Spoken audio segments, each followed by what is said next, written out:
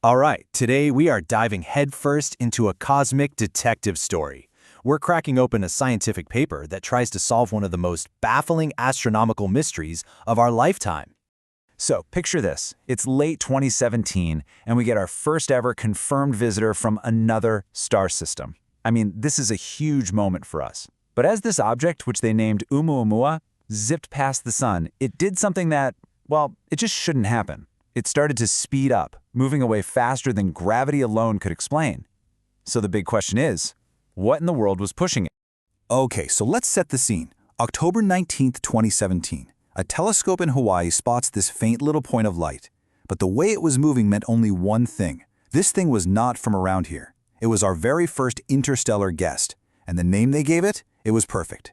Oumuamua. It's a Hawaiian word that means a messenger from afar arriving first. You know, kind of like a scout. And boy, oh boy, did this scout immediately start revealing some very, very strange things about itself. Right off the bat, this thing was just weird. It was tumbling all over the place, not spinning smoothly like you'd expect.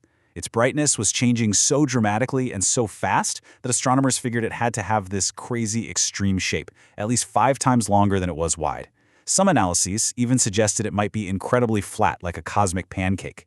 This was nothing like any asteroid or comet we had ever seen in our solar system. But you know what? The shape wasn't even the weirdest part, not by a long shot.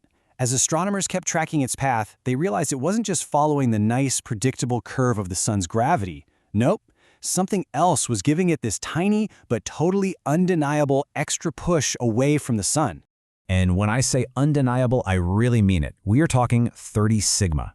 Now, to put that in perspective, in physics, a 5 sigma result is considered a gold standard discovery. So 30 sigma, that's just off the charts. It's basically the universe screaming, hey, pay attention, this is real. This wasn't some measurement error, the push was happening. So, what was causing it? Well, the first and most logical guess was that Oumuamua was just a comet. It makes sense, right? When comets get close to the sun, the ice on them vaporizes and shoots out like tiny rocket thrusters. This outgassing could totally explain the push. It was the simplest explanation, but it came with some major problems. And here is exactly why the whole comet idea just fell apart. Comets release a ton of gas and dust. Our best telescopes saw absolutely nothing coming off Oumuamua. They formed those beautiful visible tails or a fuzzy cloud called a coma. Again, Oumuamua had zip, nada. And the final nail in the coffin? Another paper showed that the amount of outgassing needed to push it would have also changed its spin in a very specific way, a way that did not match what we observed at all. So if it's not a comet, what are we even left with? This is where things get really wild. A 2018 paper from astrophysicists Shmuel Beali and Avi Loeb dropped a totally radical idea. What if Oumuamua wasn't being pushed by stuff shooting off of it, but by the sunlight that was literally shining on it? Now, this isn't science fiction. Solar radiation pressure is a real force. Think of it like a constant, but incredibly gentle wind that's made of pure light. For a big, heavy rock, this wind does basically nothing.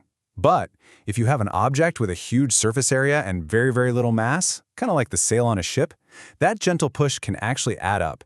It can literally move the object and make it accelerate through space. So Beali and Loeb, they crunched the numbers. They figured out exactly what Oumuamua's mass-to-area ratio would have to be for sunlight to produce the exact push that we observed. And the answer they got was, well, it was just astonishing. They calculated that it would need to be less than a millimeter thick. You heard me right.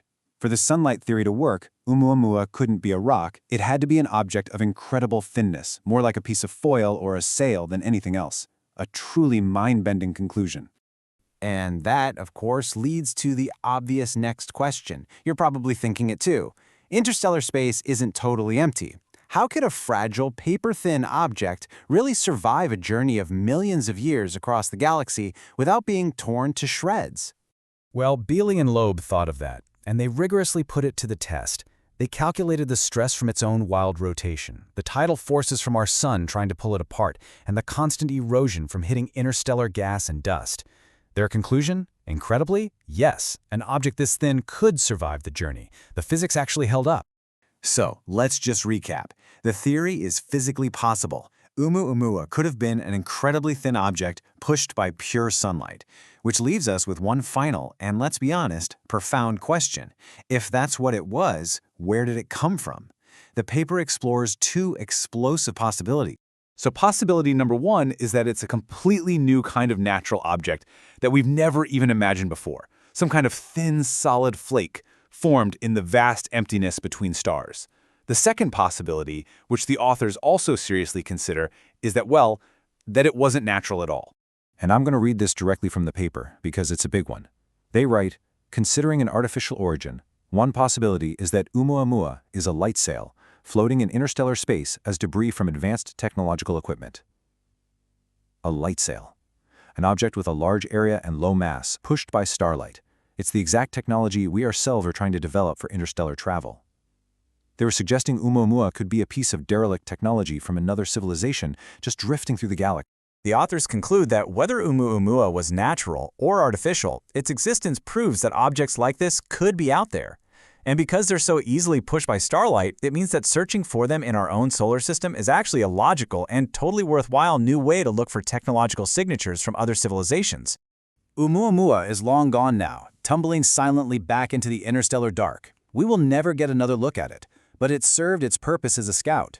It showed us something new about the universe and forced us to ask much, much bigger questions, which really makes you wonder, what will the next messenger bring?